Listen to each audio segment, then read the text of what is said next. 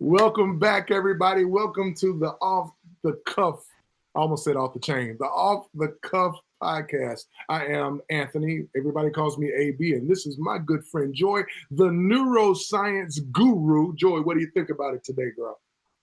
I'm excited to get in on today's topic. It's going to be one that's going to challenge our view of punishment, but I think it'll be good. And we only grow when we're uncomfortable.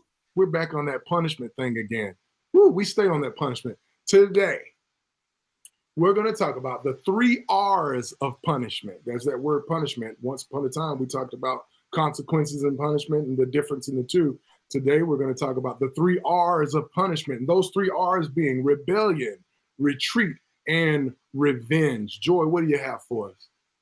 So here's what we know. Punishment changes the brain. It changes the behavior, but it's not always the way we want. So when we look at punishment, like you said, there's these 3 R's, and it's 3 great little categories. The first one, of course, is retreating, and that's just running away. These are for kids who they're just going to skip class. They're going to do whatever they can do to avoid pain. This could even be lying. So, Anthony, a lot of our kids lie to avoid getting in trouble. No. Whoa. Are you telling me, Joy, are you saying now, because I know you're the genius here, are you saying that the kids lie? Are you serious, Joy? Sometimes. And why is that, Joy? Why would they lie? Why would that be? They're trying to avoid the punishment, the pain. So are the you seriously telling me that there's not a big difference in young people and me? Because I would have to admit, again, with that, we're always talking about tickets and stuff like that in this podcast. If you get pulled over, hey, officer, I wasn't going 65. I was just going 55. Really, I really wasn't going that fast. Was I going that fast? And you were going that fast, right? So is there a big difference between the young brain and the more seasoned brain when it comes to that, Joy? Well, around the age of 7, kids start learning that words have that power and that lying is a good way. In fact, they throw it in as a trauma response. We always say you can't punish trauma out of a kid, but you can punish trauma into a kid, right? Yeah. And so one of the things is that lying is a way of running away from the truth. It's getting away. It's that retreat. So yeah, kid brains, our brains, politician brains, news people brains, anytime people get caught, right, they're going to try to spin the story such that they're the better person. You can actually see this on social media all the time. People will hop on social media and they'll say, "You will not believe what happened to me today at the grocery store. Daddy. And it's always their view. But we all know there's a whole nother perception out there. Yeah. And the truth is somewhere between my view and your view. It's usually not mixed in. So all that means. Wow. Joy, you said something that's really important, because mind blown here. Even when you're watching movies, everybody wants to put themselves in the place of the hero. Nobody wants to put themselves in the place of the villain. As a matter of fact, we want the villain to just get shot or something. We want something bad to happen to the villain. We never wanted, even when, like, I remember growing up in the church, and people would say stories out of the Bible or whatever, but we would always place ourselves in the position of David, the one that defeated Goliath, but we would never place ourselves in the position of Goliath. But sometimes, if we're honest with ourselves and don't lie as much, we are the bad guy. Sometimes we're in that position. So it's interesting that you say that. That is really good. But just to tap into our other talk we did on this, and if you haven't seen it, go catch it on Consequences of Punishment. Yeah. Acknowledging reality. And that's acknowledging that maybe there's a little Goliath in us all. And that maybe we do own. Look, the human brains are so connected. We own 50% of every argument we have. So as much as I'd love to admit when AB and I get in an argument, he's a jerk and I'm not, I got to admit that I own 50% of it. He's not 100% a jerk. Not 100%. We'll go 60-40, 60-40. You're wrong for that, Joy. You know that, right? Only 40%. Only 40%. It's interesting. I think that as parents, we all have gotten to the point where we see something in our children and we say to ourselves, oh, if we're honest with ourselves, that is just like me. And it may not be the best quality or characteristic we want to leave with our kids, maybe anger, going off, saying the wrong things at the wrong time to the wrong people. Uh, so if we start embodying some of those things as a model, then maybe we'll start seeing some differences in the young people that we serve or the young at heart. I'm glad you said that because you're a father. And I have noticed that my children have a lot of terrible traits that are from their father too. And so I think it's great that you pointed it out that it's through the father's line and that the mothers bring the good stuff. Okay, so the next I thing think that that you are giving us a real time example right now, Joy, of how we have to receive and how we have to admit that there are some qualities within ourselves, no matter how neuro wonderful we are, right. that we may not necessarily. Never mind. Go ahead. Hey, you got a minute? Because that's all the average American has is 1 minute. Our attention spans are so short that we really don't have time to focus on anything else. But here's what's crazy. We know more about how our cell phones work than our brains work. But who has time to dive deep into neuroscience? You do. 1 minute a day. Dive in. Just, hey, you got a minute. Neuro Minutes to Microdose Neuroscience. Grab a copy. Change your life 1 minute a day.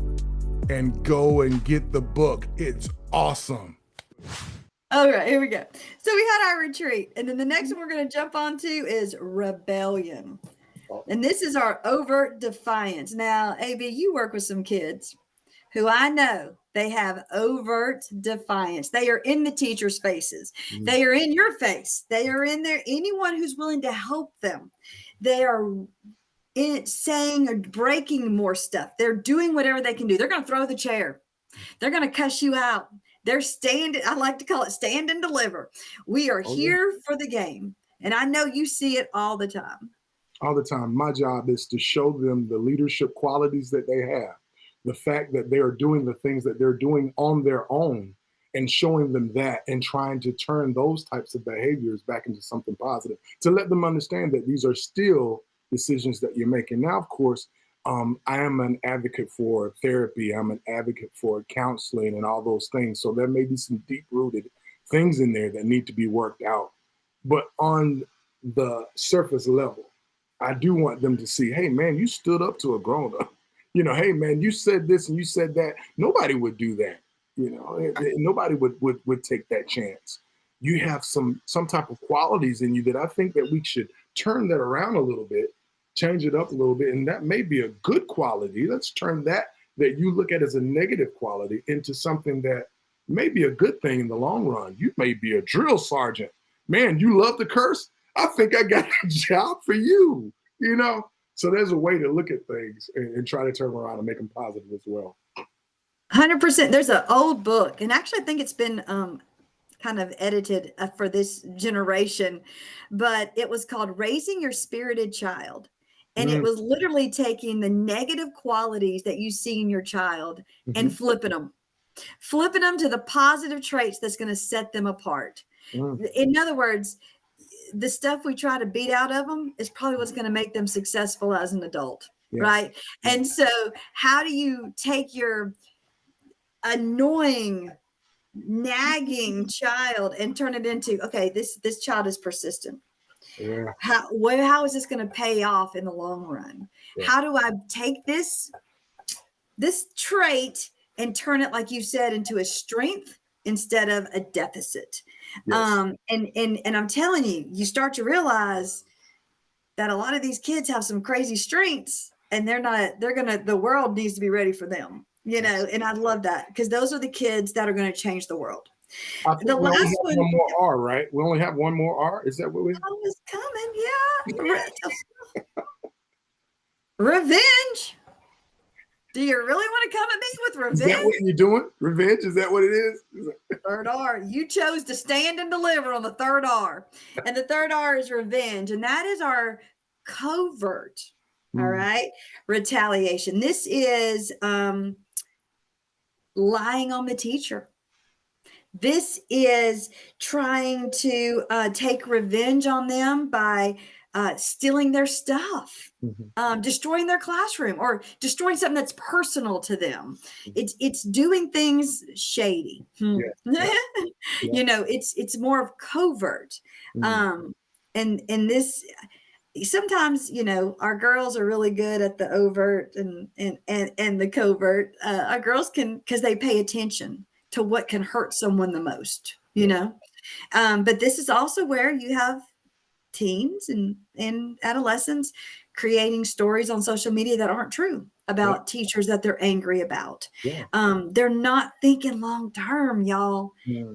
They're functioning on this pattern of dare we say fight, flight, freeze. But I mean, if you look at the three categories, that's kind of where they fall, right? Absolutely. But this revenge is that covert retaliation, and it's a little scary. Yeah. Well, I think that some people will probably get the two when it comes to rebellion and when it comes to revenge a little mixed up. But I look at rebellion as being something as a result of something that has happened to them, and it may not be directly back to the individual that did it. But when it comes to revenge, oh, I'm coming for you. Like my students say, I'm coming to get my get back. I'm coming for the source of my pain, of my issues, of my challenges, or whatever. I'm coming back to you for that. So to me, that would be the difference in that. Of course, we can't leave our people with just the issues. Kind of talk to them about a little bit of the solutions or the techniques or even the strategies, dare we say, of some of these challenges that they may have. Now, what I've noticed in the success that I've had over the years has only come from the buy-in of the student or the individual that I'm working with. And the only way that buy-in happens when it comes to me is through relationship. My grandmother used to say this. She said, honey, there will be no true relationship without first having fellowship. Now, that was her own way of saying you've got to spend the time. You've got to put in the work. You've got to let your guard down. You've got to give a little bit. You've got to take a little bit. You've got to get to the point where you're willing to talk to them as an individual, as a human being, and not just talk down at them, but talk to them eye to eye, right across. Hey, man, I'm a man just like you. I'm a woman just like you. Hey, I've been through some of the same things. Hey, let's relate for this relationship to start. And what I've noticed is once they give a little bit, you give a little bit, there's something crazy that happens. It's called trust. It's called a bond. It's called an understanding. It's called, hey man, respect even comes out of that.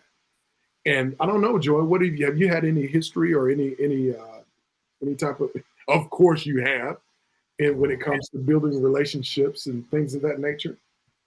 Yeah, I think we all, there's an old saying. It says rules without relationships always lead to rebellion, Absolutely. right? You can't push rules down onto people if they don't feel respected and heard or connected. Okay. Mm-hmm. And we're not asking these kids to be like, rule followers. We're asking them to follow the rules because they understand the why. Mm-hmm. And that's the most powerful form of parenting there is we have consistent rules. These are the rules of our house. This is how we are raising you. What Yes. I find is that when those rules aren't consistently put in place, that is when you start to you can't even do consequences because the rules don't make any sense anymore. Right. Or the parents are putting rules in place that apply to the kids, but not to the parents. And you and I have talked about this on hypocrisy with parenting when they're getting drunk on Friday nights in front of their kids and doing illegal substances and then telling the kids, oh, by the way, stay drug free. Hand me my pipe. I mean, it's a little crazy. So I think that's the challenge. So the solution here is that we have to hold ourselves accountable as well. Mm-hmm. We have to think of this as to say, I need to be the person I want my kid to become, 100%. When I fail, I need to talk about that with my child and say, look, I failed, I messed up, and here's how I'm going to do better. That's what they need to hear. They don't want a perfect parent. You don't want a perfect kid. Trust me, it's boring. We don't want perfect. No one wants perfect. The world is not meant to be perfect. We are all different in our brains. Every brain is unique as a fingerprint. Yeah. All right. And here's something else that's really crazy, Anthony. I heard this the other day and I thought this was fascinating. It says you'll have parents who have 3 or 4 children. And these children will grow up and they'll say, we're so different, but we were all raised in the same house with the same family and the same rules. No, you weren't. You see, when those parents had the first child, they were immature and they never had a kid. And they were very different. And I think all of us who have more than one kid know what I'm talking about. Absolutely. Then you had the second kid. Now they're at a different stage in life. Right. Maybe they're more financially secure. Maybe they're not. Maybe you're moving into a bigger house. Maybe you're buying a house now instead of moving out of an apartment. You're a different type of family. Absolutely. Then that third kid comes along. You're still different. Now you might be raising a middle schooler and you got a toddler. And you can't give that toddler all the attention that you gave the first toddler.